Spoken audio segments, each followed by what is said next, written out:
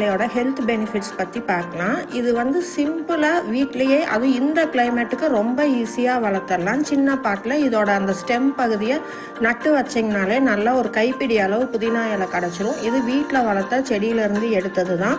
இதோட nutritional value அப்படின்னு பார்த்தீங்கன்னா விட்டமின் ஏ இருக்குது, சி இருக்குது, B complex, phosphorus, calcium, iron இருக்கிறதுனால ஹீமோக்ளோபின் லெவல் கம்மியாக இருக்கிறவங்க வீக்லி ட்வைஸ் இதை கம்பல்சரி சேர்த்திக்கோங்க. சட்னியாக எடுத்துக்கலாம், இல்லை டீயாக எடுத்துக்கலாம்.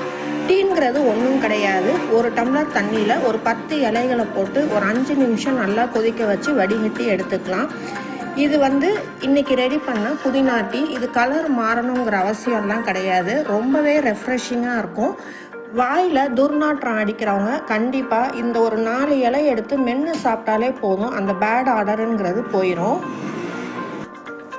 வயிறு தொந்தரவு, அஜீரண கோளாறு இருக்கிறவங்க கண்டிப்பாக இதை எடுத்துக்கோங்க.